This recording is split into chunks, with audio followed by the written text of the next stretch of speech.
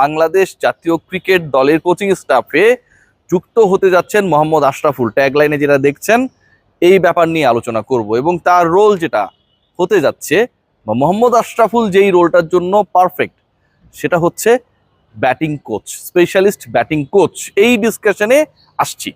তার আগে কিভাবে কি হলো, কোন ঘটনার প্রেক্ষিতে আসলে এই আলোচনাটা করছি, সেই আলোচনা আমার কাছে মনে হয় করাটা খুব বেশি জরুরি। আপনারা দেখবেন যে আমাদের প্রত্যেকের ফ্যামিলিতে কিছু বয়োজ্যেষ্ঠ মানুষ থাকে, আমাদের দাদা দাদি, নানা নানি, যাদের বয়স ধরেন হচ্ছে 80-র কাছাকাছি। সেই মানুষগুলো পরিবারের সবার দ্বারা অনেক বেশি রেসপেক্টেড, কিন্তু এই মানুষগুলোর কোনো কিছু করার থাকে না, তাদের সিদ্ধান্ত গ্রহণের কোনো স্বাধীনতা থাকে না। সবাই যায়, কচি কাঁচা থেকে শুরু করে তাদের বাবা মা যায়, সালাম দেয়, পা ছুঁয়ে সালাম করে, রাইট? কোথাও গেলে বলে বাবা যাচ্ছি, মা যাচ্ছি, হ্যাঁ বলে ঠিক আছে বাবা, ভালোভাবে যেও। তাদের রোলটা হচ্ছে অনেকটা এরকম। পরিবারের বয়োজ্যেষ্ঠদের সেই ভূমিকায় বাংলাদেশ দলের হেড কোচ ফিল সিমন্স, তিনি যেন আমাদের ওই 80 বছর বয়সী দাদার চরিত্রে। তার কোনো রোল নাই, সবাই আসে, যে যার মতো করে সিদ্ধান্ত গ্রহণ করে। সফল হলে তিনি হাসেন, বিফল হলে একলা একলা বসে থাকেন। ফিল সিমন্সের যেই রোল এবং ফিল সিমন্সের যে ফিলিংসের অভাব, সেই জায়গায় সবকিছু ফুলফিল করে চলেছেন মোহাম্মদ সালাউদ্দিন। একজন কোচ, সিনিয়র অ্যাসিস্ট্যান্ট কোচ, তিনি বছরে কোটি টাকার উপরে বাংলাদেশ ক্রিকেট বোর্ড থেকে ড্র করেন। সেই কোচের সময়ে বাংলাদেশ দলের ব্যাটিংয়ের যে অধপতন হয়েছে সব ফরম্যাট বিবেচনায়, ক্রিকেটারদের স্ট্রাইক রেট থেকে শুরু করে কোন উইকেটে বাংলাদেশ দল খেলবে সেই সংক্রান্ত ব্যাপারে আমরা উপর থেকে যেভাবে তলানিতে পৌঁছেছি, র্যাঙ্কিংয়ে বাংলাদেশ গত 19 ম্যাচের মধ্যে শুধুমাত্র ব্যাটিং অর্ডারে কলাপস করার কারণে যেভাবে 10-এ চলে গেছে, এই বাংলাদেশ একসময় 6-এ ছিল। ওয়েস্ট ইন্ডিজের এগেনস্টে বাংলাদেশ তার ব্যর্থ পরিকল্পনার ফল হিসেবে লাস্ট ম্যাচে যেভাবে হেরেছে, এগুলো ভাই ব্যাখ্যাতীত। একজন কোচ, তার ক্লাসের জায়গা তো অনেক দূরের হিসাব, তিনি যে অ্যাপ্লিকেশন করেন এবং যেভাবে কোরাম করেন, জাকের আলী অনেকদেরকে নিয়ে সেই কোরামের গল্প শুধু আমি বলি না, সবাই বলে, সেটা পুরো বাংলাদেশ ক্রিকেট বোর্ডের ড্রেসিং রুমের পরিবেশকে আনহেলদি পর্যায়ে নিয়ে গেছে। সিনিয়র জুনিয়র যে কোনো মিডিওকার, মানে যে কোনো ধরনের ক্রিকেটার, যে কোনো লেভেলের ক্রিকেটার, আপনার সাথে যদি সখ্যতা থাকে, সালাউদ্দিনের ভূমিকায় কতটা অসন্তুষ্ট, সালাউদ্দিনের দাপটে তারা কতটা চিপায় রয়েছে, পরিবেশটা কতটা শ্বাসরুদ্ধকর একটা সিচুয়েশনে চলে গেছে, যেন জেমস বন্ডের মুভিতে শেষ পর্যন্ত ভিলেনের গুলিতে নায়ক মরবে কি মরবে না, এই সিচুয়েশন, এটা ভাই ব্যাখ্যাতীত। পুরো বাংলাদেশে ক্রিকেট চলছে এমন কিছু মানুষ দ্বারা যারা আসলে আধুনিক ক্রিকেট মন মানসিকতা চিন্তা ভাবনা থেকে বহু দূরে। মোহাম্মদ সালাউদ্দিন ওভাররেটেড। কুমিল্লা ভিক্টোরিয়ান্স তখনই ভালো করেছে কারণ নাফিসা কামালের অঢেল ইচ্ছা এবং টাকা ছিল, বড় বড় ক্রিকেটারদেরকে এনে দিত। সালাউদ্দিন হচ্ছে একটা দারুণ ভাবে থাকতেন। 100% অ্যাটিটিউড, অ্যাপ্লিকেশন জিরো। ন্যাশনাল টিমের দায়িত্ব নেবার পরে হতে পারেননি হিরো। খেয়াল করে দেখবেন এই মোহাম্মদ সালাউদ্দিন, তার উপরে যদি আমরা কাউকে খুঁজি ফিল সিমন্স, তার উপরে যদি আমরা কাউকে খুঁজি নাজমুল আবেদিন ফাহিম।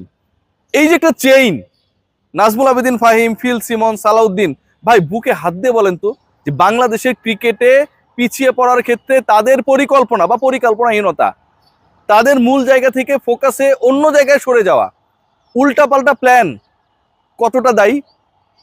বাংলাদেশ দল, যেই দলটা আবারও বলছি যে তাদের ফেভারিট ফরম্যাট খেলছে, সেই দলকে কেন্দ্র করে ক্রিকেট অপারেশনস কতটা অপরিকল্পনায় থাকে, কতটা উদাসী থাকে। কোচিং স্টাফদের মধ্যেও যেন বিকার নেই যে টি-20 এবং ওয়ানডে একবার নাইম শেখ, একবার সৌম্য সরকার দলের সাথে কেউ যোগ দিতে পারেন, অথবা কেউ যোগ দেন একদম লাস্ট মোমেন্টে।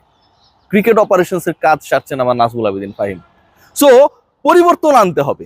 বাংলাদেশ দল এখন থেকে 30 বছর আগে যে চলে গেছে, সেখান থেকে টাইম মেশিনে ভর করে আবার ব্যাক করতে হবে এবং ব্যাটিংয়ের জায়গাটায় বাংলা ভাষায় ব্যাটারদেরকে বোঝাতে হবে যে সমস্যার জায়গাটা কোথায়। ছোট্ট করে একটা এক্সাম্পল দিই, যে আপনি যদি 3.5-4 রান রেটে খেলেন, লাস্টের 7-8 ওভার যদি আপনি কাজে লাগান, আপনার স্কোর তো এমনিতেই 240 হয়। মিরপুরের উইকেট কালো হোক, ফর্সা হোক, মরা হোক, জীবিত হোক, যাই হোক না কেন, যেই ক্রিকেটারকে যখন নামানো উচিত, যিনি সুইট টাইমিং এর মধ্যে রয়েছেন, যে স্ট্রাইক রেট বেটার, যিনি টানা 2 ম্যাচে ভালো করেছেন, সেই ক্রিকেটারকে আপনি না নামিয়ে টি-20 দল থেকেও বাদ পড়ে যাওয়া নাজমুল হোসেন শান্তকে আপনি চ্যালেঞ্জ দিয়ে দিলেন 3 বলে 6 রান করার। এর থেকে ফাজলামার হইতে পারে? এর থেকে বড় জোকার হতে পারে? সেই জোকটা সালাউদ্দিন অ্যান্ড কন্টিনজেন্ট মঞ্চস্থ করেছে গতকাল। সো ব্যাটিং কোচের জায়গায় মোহাম্মদ আশরাফুলের নাম নিয়ে আলোচনা হচ্ছে। মোহাম্মদ আশরাফুল লেভেল 3 করেছেন, বাংলাদেশ দলের সাবেক অধিনায়ক ছিলেন, বাংলাদেশের এই মুহূর্তে ক্রিকেট মস্তিষ্ক হিসেবে যদি আপনারা কাউকে বিবেচনা করেন, ভাবেন, চিন্তা করেন এবং এই কাজটা, কোচিং এর কাজটা যদি তাকে আপনারা এখানটা ইনভলভ করেন, সেই জায়গায় মোহাম্মদ আশরাফুল ছাড়া আমি কোনো প্রপার ক্রিকেটার পাই না, প্রপার কোনো মস্তিষ্ক পাই না। আশরাফুল অলরেডি বাংলাদেশ ক্রিকেট বোর্ডের সাথে কাজ করছেন। মোহাম্মদ সালাউদ্দিন যদি বছরে 1 কোটি টাকা বেতনে বা তারও বেশি বেতনে ক্রিকেট বোর্ডের এরকম একটা হাই প্রোফাইল রোলে থাকতে পারেন, মোহাম্মদ আশরাফুলকে রাখতে সমস্যাটা কোথায় ভাই? আমার কাছে মনে হয় Bangladesh cricket board, now it's high time to think যে মোহাম্মদ আশরাফুলকে এখানটায় ইনভলভ করা যায় কিনা। আমি অনেকের সাথে কথা বলেছি, ক্রিকেট বোর্ড রিলেটেড যারা পার্সন রয়েছে এবং একই সাথে ক্রিকেটার, সবাই চায় যে এরকম ভাব গাম্ভীর্যময় কোরাম মেনটেন করা, ড্রেসিং রুমের পরিবেশকে অশান্ত করা, এই টাইপের ক্যারেক্টারদেরকে এখান থেকে ইমিডিয়েটলি বের করা উচিত। ইমেজ সংকটে বুলবুল ভাই অন্তত পড়বেন না। সালাউদ্দিনকে আপনি অন্য দায়িত্বে দেন, এইচপিতে পাঠিয়ে দেন, অন্য কোথাও পাঠিয়ে দেন, কোনো সমস্যা নেই। কিন্তু বাংলাদেশ ক্রিকেট দল, বাংলাদেশ ক্রিকেট বোর্ডের সবচেয়ে প্রায়োরিটি জায়গা যে ন্যাশনাল টিম, সেটার পরিবেশ যেভাবে নষ্ট হচ্ছে, সেটাই যেভাবে প্রপার পরিকল্পনার অভাবের কারণে যাতা সিচুয়েশন তৈরি হয়েছে, এই ফল কিন্তু এন্ড অফ দ্য ডে আপনি যতই ভালো কথা বলেন না কেন আপনার কাঁধে এসে পড়ে। আশরাফুলের ব্যাপারে অন্যদের যেমন আগ্রহ রয়েছে, আশরাফুলের আগ্রহের জায়গাও রয়েছে।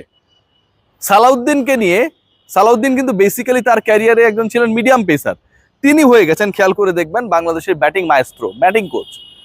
মোহাম্মদ আশরাফুল, সাকিব আল হাসান, তামিম ইকবাল, এই লেভেলের ক্যারেক্টার যারা, আমি যে 3টা নাম বললাম, এই 3টা নামের মধ্যে শুধুমাত্র আশরাফুল কোচিং এর মধ্যে রয়েছেন।